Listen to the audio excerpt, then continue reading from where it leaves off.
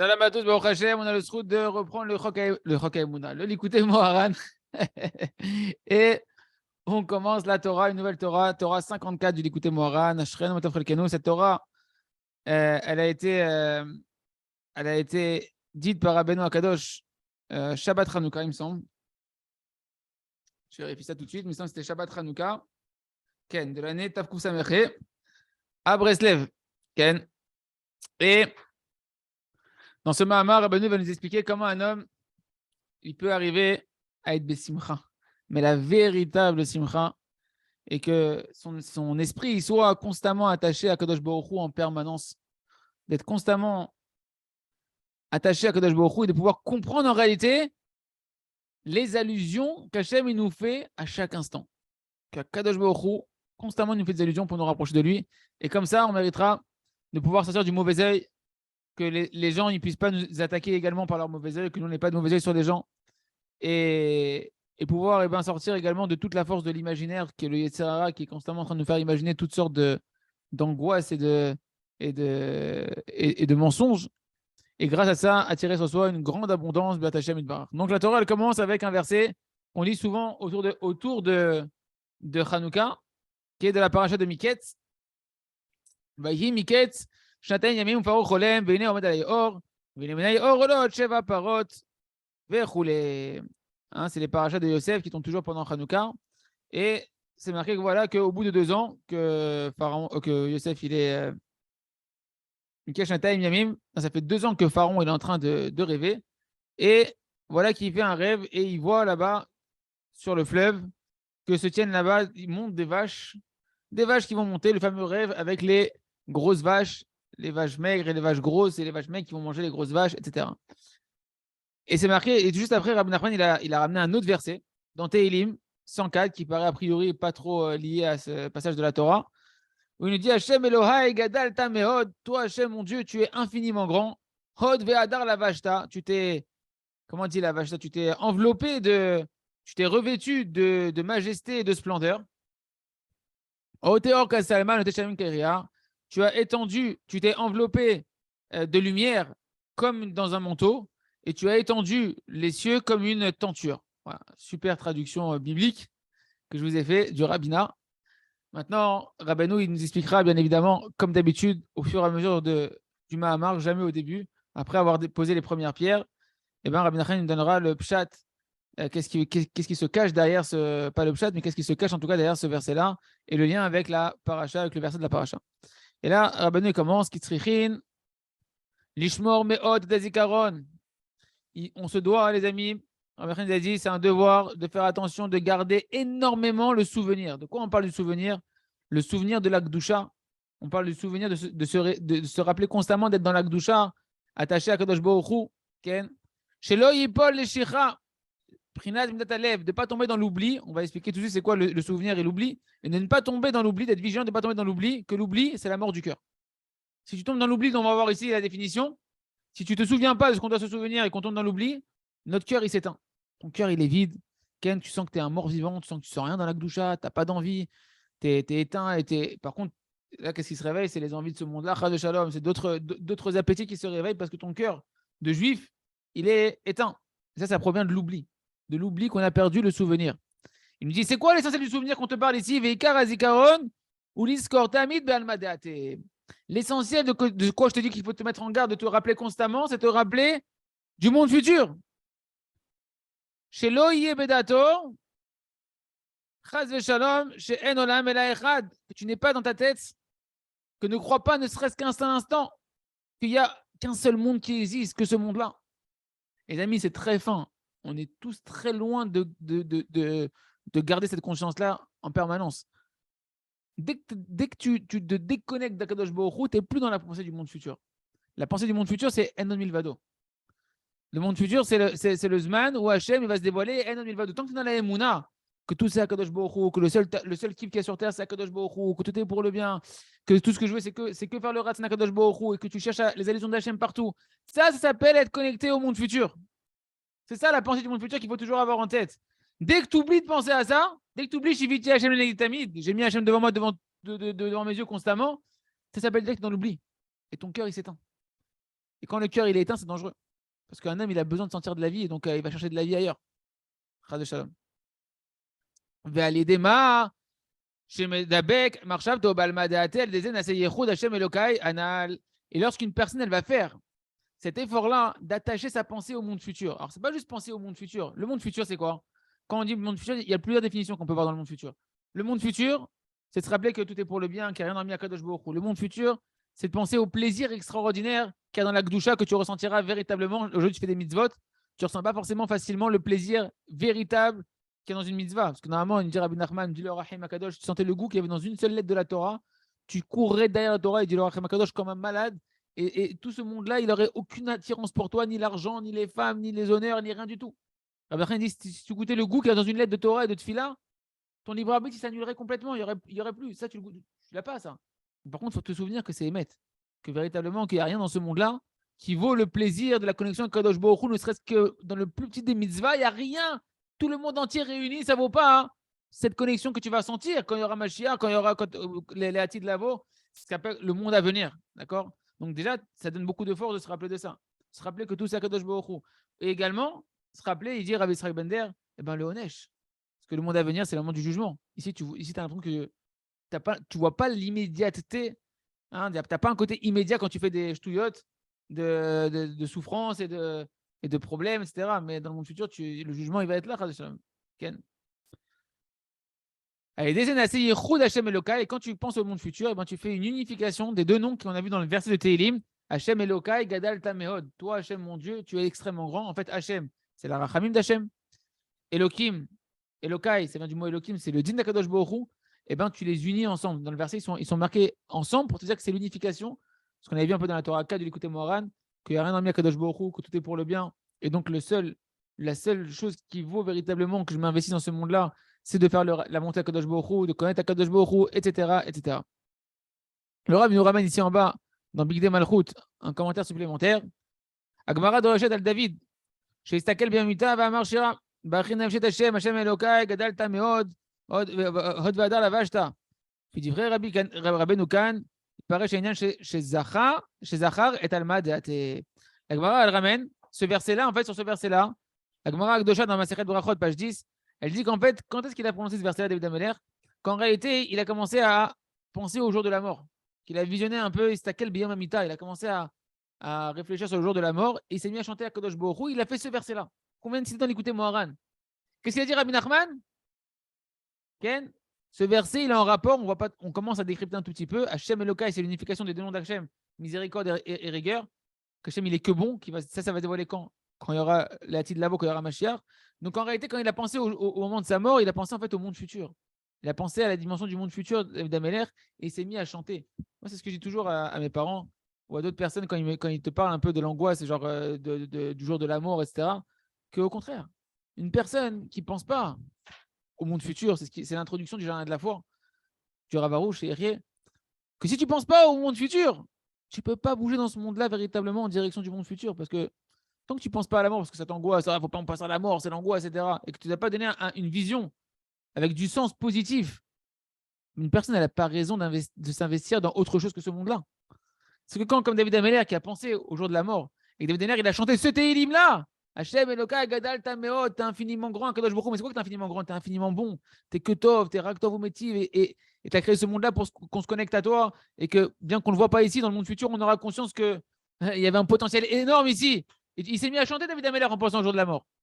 Ken, on ne souhaite pas la mort, mais au moins de pouvoir relativiser ta vie ici, en donnant le sens à ta vie par rapport à ce qu'il y a derrière le court passage sur Terre, que nous on appelle la mort, mais qui est en fait la connexion avec le monde futur. On continue. Qui Hachem Elohim ou Prinal Shem Malé.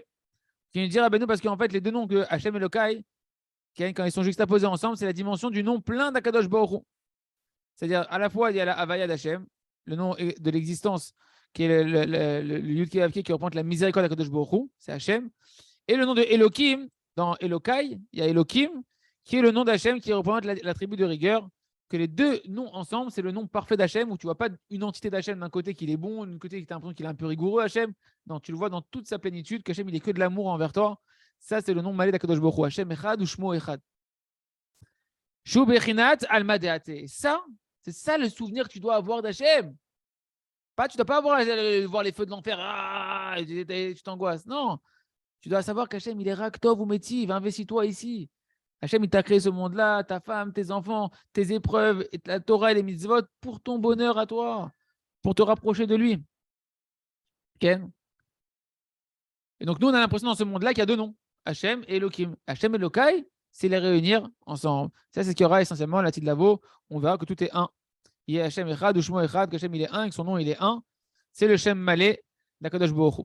Kamouva, Vechen, Mevoir, Besava Mishpatim, Dav Tzadid Kret, Al Pasuk, Ze, Hachem Elokai, Da Sheruta, De Meimnuta. Il nous dit le Zohar Akadosh, dans la page de Mishpatim, sur ce verset-là qu'on vient de voir Tehillim, Hachem Elokai, toi mon Dieu, tu es infiniment grand. Il nous dit en réalité, c'est le début de toute la Emouna. En réalité, c'est le début du monde de la Hatzilut qui s'appelle la Emouna. C'est un truc de fou, ça. J'ai vu ça, je ne savais pas ça. Extraordinaire. J'ai vu ça dans les commentaires de Ravatia et l'Amen. Écoutez Moharan. Il dit ici, que ces deux noms-là de Hachem et Lokai, quand ils sont réunis ensemble, Ken, c'est le secret du début du monde de la Hatzilut qui est appelé la Emouna. Tu ça, Moshe? Le début du monde de la Hatzilut, c'est-à-dire les mondes spirituels qu'Hachem a créés pour faire descendre sa lumière, le plus haut des mondes, le monde de l'émanation, eh ben, le sommet de ce monde-là, c'est-à-dire le summum de la connexion entre tous les mondes qu'Hachem a créés et Akadosh Baruch Hu, comment il s'appelle ce monde-là? Emouna. Cet endroit là-bas, il s'appelle la Emouna. Ok? Sotrilat Olam Hatzilut Anikra Emouna. Et ces deux noms-là d'Akadosh Baruch Hu, que Hachem, dans sa miséricorde, et Hachem qui est rigoureux, quand tu fais un, c'est ça la Emouna Shlema. Et c'est ça le véritable endroit où tu peux connaître Akadosh Baruch Hu, puisque le monde de l'émanation de la Hatzilut, c'est là où Hachem, il est Eman, Kaviachol, où tu te trouves le plus proche de chez Hachem, si on peut dire ainsi, où tu rencontres Akadosh Baruch Hu le plus, avant sa dimension infinie que nous, on ne peut pas concevoir. Et c'est ça qu'on doit tenter, c'est d'arriver à cette dimension qu'Hachem, il est Kulotov, Kulo Rachamim, qu'il est que miséricorde, que rempli d'amour pour toi. Ken. Dasheruta de Memnuta. Ok. Sliku de Marshava, Ve'alma Deate. C'est marqué également là-bas dans le Zohar, que c'est là-bas, c'est l'élévation de la pensée et du monde futur qui se trouve dans cette dimension de Hachem Elokai. Donc, c'est ce qu'il nous dit Rabbi Nachman. Il nous ramène ce Zohar-là, mais il nous le ramène de manière explicite pour nous, que c'est de nom d'Hachem qu'il a dit David Ameler, c'est en réalité de travailler dans ta pensée cette dimension du monde futur, que Hachem, il est Kulotov ou Métiv, que Hachem, il est rempli de bonté et d'amour envers toi. Et ça ne doit jamais quitter ta tête. Il dit, Rabbeinu, si tu quittes ça de ta tête et que tu oublies ça, ton cœur, il s'éteint. C'est pas les pleins. C'est-à-dire qu'en fait, ce qu'il nous dit le Rav Arouche, ce qui nous répète tous les jardins de la Emouna, les jardins des louanges, etc. Je dis, combien il va nous parler des Mouna? Et le Rav, partout il va, il parle des Mouna parce qu'il voit, et Rabbi Nachman, il a dit, je vais vous appeler Breslev, parce que en regard du verset, que Kadosh Baruch Hu a dit qu'à la fin des temps, je vais vous retirer votre cœur de pierre qui est mort, que vous ne sentez rien de l'Akdoucha, vous ne sentez pas Hachem, et je vais vous donner un cœur de chair. Et pour avoir ce cœur de chair, eh ben, il faut avoir de la Emouna, travailler la Emouna, se rappeler de la Emouna, parler d'Emouna, remercier Hachem, étudier la Torah avec Emouna, faire les mitzvot avec Emouna.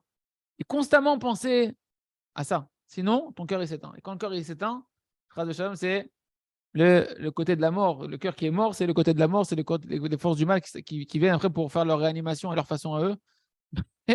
En fait, ils t'endorment encore plus. Bien fait. Donc, il nous dit le Rav Arouche, donc sur ce Zohar-là, Klomar, donc, la pensée qu'un homme il doit avoir, Ken, quand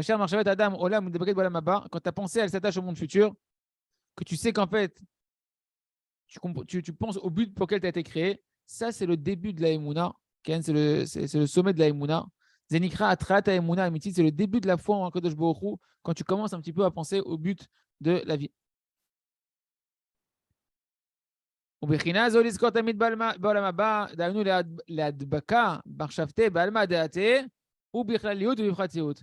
Et Rabbeinu nous dit, cette dimension-là, de mériter de constamment se rappeler du monde futur dans sa tête, de s'attacher sa pensée au monde futur, eh bien, il y a deux dimensions. Il y a une dimension globale, générale, et une dimension dans le détail qui va être plus individuelle. Et Rabbeinu va expliquer. C'est quoi se rappeler du monde futur de manière générale? Biklaliyut, car Raoul Yot Minag Yireshem, Shetekev Avokek Bekitso, Kodem Shetril Shum Davar, Iskor Miyad Balma Deate. Il dit que la conduite, la coutume des gens qui ont la crainte du ciel, c'est que dès qu'ils se réveillent du matin, Immédiatement, avant de commencer quoi que ce soit, même avant Modéani, avant tout, tu dois penser immédiatement au monde futur. Et te rappeler qu'il n'y a pas mieux qu'Hachem. Qu'Hachem, il t'aime. Qu'Hachem, il sait que tu es bon, que tu veux faire le bien. Qu'Hachem, il est cool au top, cool au rachamim. Immédiatement, parce que tout va d'après le début. Sinon, tu vas te laisser. Surtout, tu pas le téléphone. Regarde pas les notifications et les machins et les trucs. Sinon, tu pars direct déjà dans le monde du mensonge. Tu as oublié le monde, oublié le monde futur, tu es déjà dans le monde du mensonge. Okay. Et donc, le Rav, il dit c'est comme ça le CDR, comment il faut faire le matin quand on se réveille. Quand on se réveille le matin, et déjà, les amis, c'est savoir que les Chassidé Breslev, ils avaient l'habitude, beaucoup, les Ikné Breslev, de mettre dans leur maison une pancarte comme ça devant leur lit, avec marqué Alma Deate, le monde futur. C'est dès qu'ils se réveillaient le matin, ils avaient le rappel en pleine tête. C'est dur quand tu relativises pas. Quand tu relativises pas. Moi, je trouve ce qui est dur.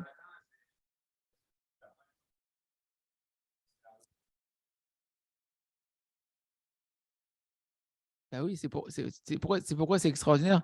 Parce que non, c'est pas évident, c'est un travail. Mais grâce à ça, tu vas relativiser tout ce que tu vas faire dans ta journée positivement et tu vas l'investir dans quelque chose d'éternel, dans un véritable bonheur qui est le but pour lequel tu as été créé. Si tu ne fais pas ça, eh ben, toute ta journée, tu vas être en direction de ce monde-là et tu vas être en lutte.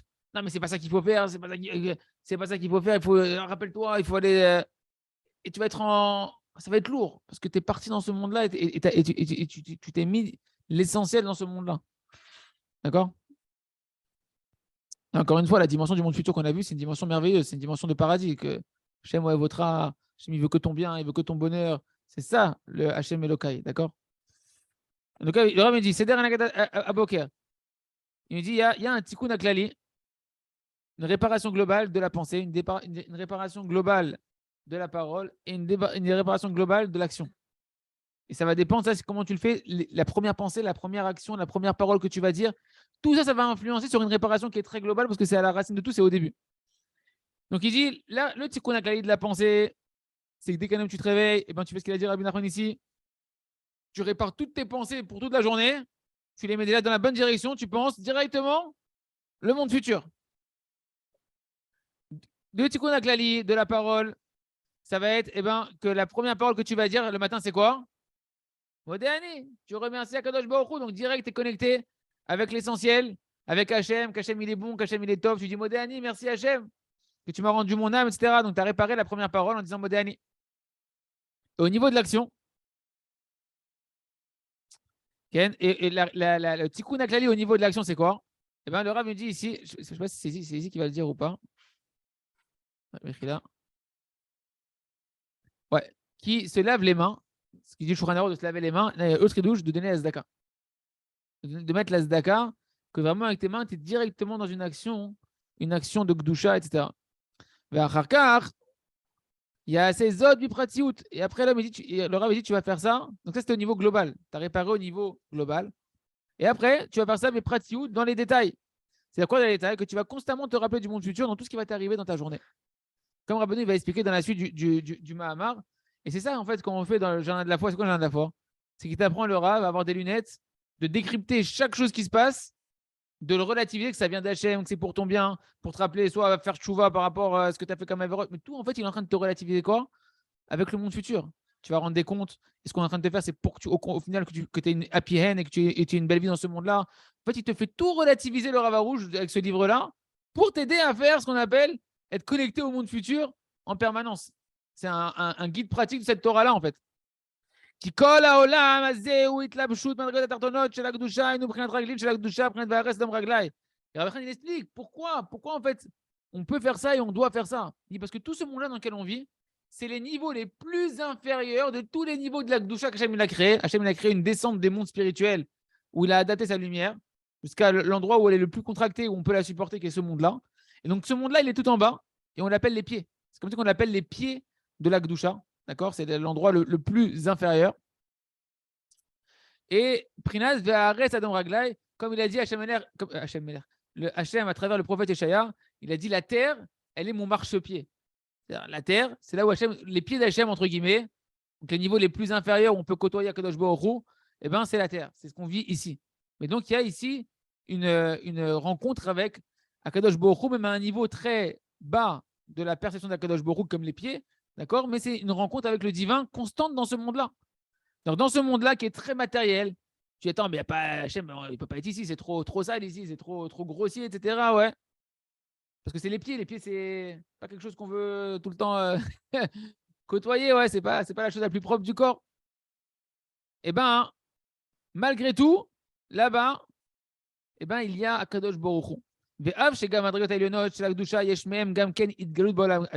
dit bien que aussi les niveaux élevés de la Gdusha, ils ont aussi, ils vont avoir un dévoilement aussi dans ce monde-là, dans le monde qu'on côtoie ici.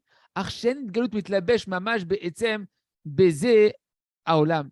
Mais en réalité, ce dévoilement qui est dans ce monde-là, des mondes d'en haut, c'est-à-dire les niveaux très élevés de la personne d'Hachem, il ne se dévoile pas concrètement dans ce monde-là parfaitement.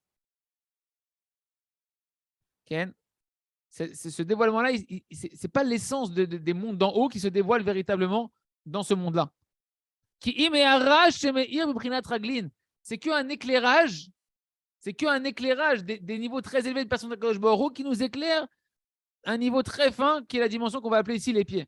Ken, c'est-à-dire quoi? Les mondes d'en haut, ils ne peuvent pas s'habiller, se dévoiler directement dans ce monde-là. Ils vont en réalité envoyer des rayons de lumière, entre guillemets, de perception très très fine vers les niveaux d'en bas qui sont ce qu'on va côtoyer ici dans ce monde-là. Aval, Bechinat, Raglin, Midgalin, Be'etzem, Bezaolam. Mais la dimension des mondes inférieurs, de spirituels inférieurs, ils se dévoilent mamash eux-mêmes dans ce monde-là. Et pourquoi une Sarah Rabbi Nachman, ça nous paraît très abstrait ce qu'il est en train de dire. Et là, il va arriver dans quelque chose de très concret, qui est surprenant, qui est étonnant, qui est merveilleux, qui peut faire aussi des fois un petit peu frissonner, mais ça change toute la réalité de la vie de tous les jours, de la pensée du libre arbitre. Et surtout, on va se rendre compte que Hachem, il est véritablement avec nous constamment et qui nous accompagne de manière positive et remplie d'amour à chaque instant pour nous inviter de nous rapprocher de lui. Parce que s'il y a un dévoilement des mondes d'en haut et donc la lumière d'Hachem même dans ce monde-là, cette lumière d'Hachem, elle n'a qu'un seul but, c'est de te rapprocher de lui. C'est ce qu'il nous dit ici Rabbi Nachman. On va s'arrêter après ce petit passage-là, je pense. Il nous dit Vechol c'est bien ce qu'il dit Rabbi Nachman, c'est extraordinaire. Yeshbo, Marshava, Dibur Maase, Vakadosh Baruch Hu, Metzamtzem Elokuto, Men Sof, Aden Tachlit, Aden Nekota Merkaz, Shalom Agashmi, Shomed Alav, Umazmino Lechol Adam, Marshava, Dibur Maase, Lefi Hayom, ולפי האדם, ולפי המקום, ומלביש לו בזאת המחשבה דיבור מעשה שמזמין לו, רמזים כדי לקרבו לעבודתו. Ça, les amis, je vais le traduire tout de suite, ne vous inquiétez pas. Ce petit passage-là, c'est relié complètement avec le tout début du Likutei Moharan, qu'un juif il doit toujours regarder l'intellect divin qui vitalise chaque élément de ce monde-là, et que s'il regarde bien la lumière qu'il y a dedans, et ben, il verra une lumière qu'il cherche à le rapprocher d'Hashem Yitbarach. Il nous dit ici Rabbi Nachman, chaque jour, un homme il a des pensées, des paroles, des actions qui le traversent. Il y a un film qui se passe à travers toi. Tu vis un film. Le film, c'est juste une extériorisation de ce que tu vis tous les jours. Il se passe quelque chose que tu traverses. Quand tu vois un film, il y a des il y a plein de, il y a un scénario avec plein d'éléments. Tu peux faire des analyses de tout ça. Tu peux analyser. Qu'est-ce que ça veut dire? C'est quoi le sens qu'on veut me faire? Pareil dans ta vie. Dans ta vie, l'acteur principal, c'est toi. Il va avoir ta femme, tes parents, tes amis, etc. Il y a d'autres acteurs dans le film. Et Hachem, il envoie des pensées, des paroles, des actions. Mais il y a un scénariste derrière. Toi, tu crois que c'est toi le scénariste. Tu crois que tu es producteur, tu es scénariste, tu es acteur. Il n'y a que toi. Tu es la star. Ouais. Mais en réalité, il dit, sache que Hachem, il est en train de t'écrire un film, une carte à décrypter pour t'appeler. Allô? Tu vois que mes pieds, là, mes couchés, tu arrives à me voir, mais je suis ici. Je suis ici, je te parle. Je veux être avec toi, je veux que tu te rapproches de moi. Et il t'envoie, il dit à Rabbi Nachman, dans chaque jour, des pensées, des paroles, des actions qui vont te traverser. Et à Kadosh Baruch Hu, dans tes pensées, que toi tu crois qu'elles sont à toi, que c'est toi qui gères tout seul, tes paroles et tes actions, Hachem, il va se contracter sa lumière infinie, depuis sa dimension infinie à Kadosh Baruch Hu, qui n'a pas de fin, jusqu'à la dimension la plus matérielle, le plus gashmi, la chose la plus grossière de ce monde-là, qui est ce que nous, on vit tous les jours, on ne voit pas à Kadosh Baruch Hu Birchlal. Il va s'habiller à Kadosh Baruch Hu. Ouais. Et il va dans tes pensées, dans les paroles que tu vas dire, qu'on va te dire, dans les actions que tu vas faire ou qu'on va te faire, que tu vas voir avec tes yeux. il va s'habiller dedans, Hachem. Son message divin, il va s'habiller dedans. C'est-à-dire sa communication avec toi, elle s'habille dedans. Les pieds aussi, c'est une dimension de marché. Kadosh Baruch Hu, entre guillemets, c'est lui ton GPS. Ah, qu'est-ce qu'il a dit à Abraham? L'ech lecha, va pour toi. Où? Je sais pas. Comment tu sais pas? T'inquiète, Hachem il va te parler. Hachem va t'envoyer des indices. Hachem il est constamment en train de te parler pour savoir où tu dois mettre les pieds après. Mais nous, on n'est pas réceptifs, on n'a pas les oreilles ouvertes. Et on ne sait pas, on ne comprend rien de ce qu'il dit Hachem parce qu'on n'étudie pas la Torah suffisamment. Hachem, il parle à travers la Torah. Hachem, il a créé le monde avec la Torah. Hachem, il s'est habillé dans la Torah. Tu veux comprendre la communication d'Hachem, étudier la Torah d'Hachem. Et tu vas avoir après, avec ton discernement, ton esprit de déduction, ah, c'est vrai, j'ai vécu ça et dans la Torah, il y a marqué ça, donc peut-être ça veut dire ça. Et Hachem, il veut me dire ça, en fait. Et j'ai pensé à ça, et il m'a traversé ça, et j'ai dit ça, et j'ai vécu ça. Et en fait, il nous dit pourquoi tout ça. Et c'est ça qui est extrêmement positif, c'est que tu n'es jamais seul. Et c'est pas que tu as un flic à côté de toi, Khadim Shalom, qui est en train de te fliquer 24 sur 24. C'est que tu as un père qui t'aime, il dit Rabbi Nachman, et qui, en fonction de tes configurations spatio-temporelles de ta vie, il va t'envoyer des messages pour te rapprocher de lui. Que pour te rapprocher de lui. C'est ça qu'il dit Rabbi Nathan, que le émettre la hamito, c'est que te rapprocher d'Hachem. Un message qui t'éloigne d'Hachem, c'est du sheker. Même si c'est un barbu, même si c'est un livre de Torah, si pour toi, à ce moment-là, ça a un effet d'éloignement, c'est du sheker. Le émet, le seul émet, c'est Hachem. Et Hachem, toute son essence, c'est qu'il a créé le monde non pas pour l'éloigner. C'est une illusion d'éloignement pour t'aider à te rapprocher par toi-même et te rapprocher de lui. Et je fais dans les mots, il va habiller dans l'homme, il lui présente à l'homme, il lui présente, c'est-à-dire il te les met devant les yeux, après tu en fais ce que tu veux, de décrypter ou pas. Marshava, Dibour ou Maaseh, les filles Ayom ou le filles Adam ou le filles Amakom, une pensée, une parole et une action, en fonction du jour donné dans lequel tu es, en fonction du bonhomme, de la dame, et en fonction de l'endroit où tu es. Ou Malbishlo Bezot Marshava Dibour Maaseh, il habille dedans, chez Mazminlo, Remazim, des allusions pour te rapprocher de son service divin. De son service divin, c'est que normalement, chaque chose que tu vis, tu dois l'interpréter positivement, que tu vas progresser dans le service divin. Il n'y a pas de ouais, c'est super, super, c'est-à-dire ça Hachem il m'aime, tout bien, et je reste pareil, ou même je fais pire qu'avant. Ça, c'est du sheker. Celui qui dit ça au nom de Rabbi Nachman, c'est du sheker, c'est pas du tout ça le Ratzon Hachem. Hachem, c'est tout bien. Hachem, c'est effectivement tout ce qui m'arrive, ça vient d'Hachem.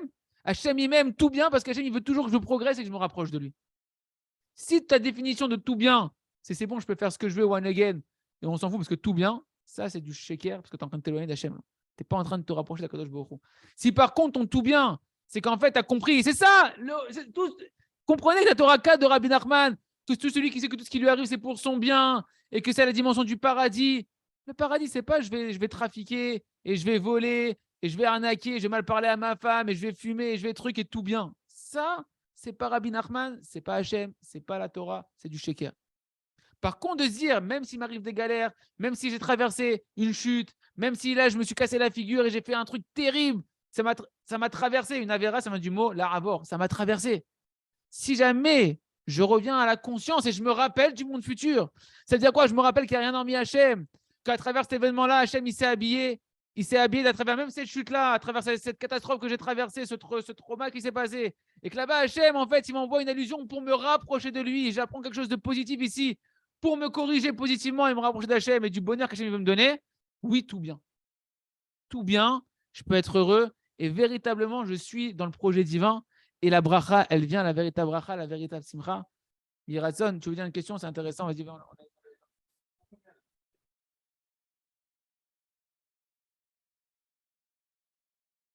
Si j'ai bien compris, il y a certaines personnes qui disent voilà, je fais une avéra, c'est super, HM, c'est tout bien, tout est pour le bien. Il y a ceux qui disent ça. J'ai bien compris. Ça existe, malheureusement. Ouais, ça existe. Je serais pas. Ouais, je sais. Ça peut nous arriver à n'importe qui.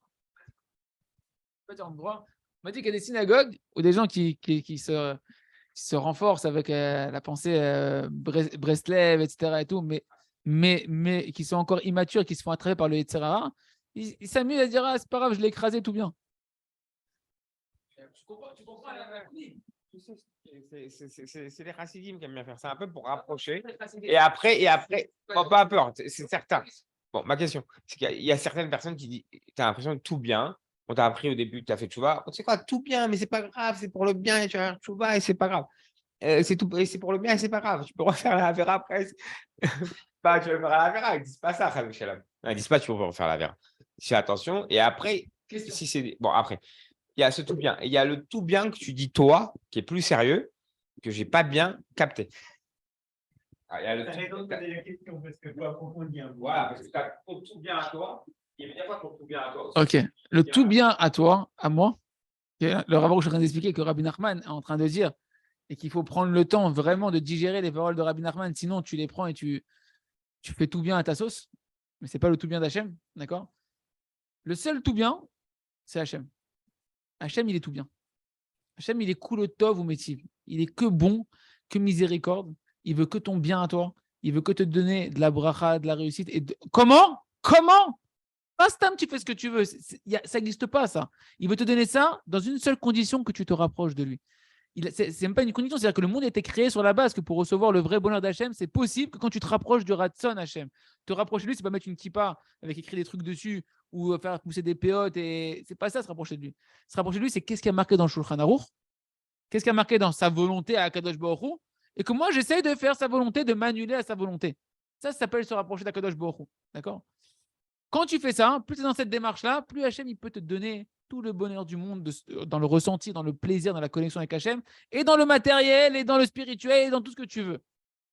Donc, à partir du moment où toi, tu te rappelles de ça, qu'Hachem il a créé le monde pour te donner, pour ta aslacha, pour ton bonheur, pour ton kiff, et que tout ce qui se passe, dans tout ce qui se passe, Hachem il t'envoie des messages pour aller dans ce chemin-là, malgré les chutes, malgré les galères, malgré les claques de la vie, etc.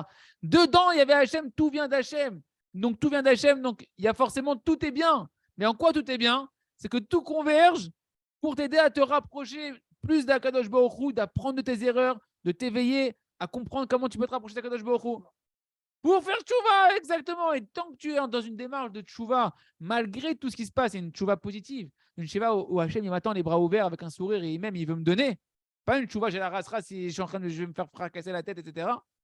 Et bien à ce moment-là, tu vis une véritable dimension de tout bien, qui est une dimension du monde futur, où Hachem il est que bon, qui veut que ta miséricorde, et même quand il te secoue, c'est pour ton bien, pour te donner encore plus.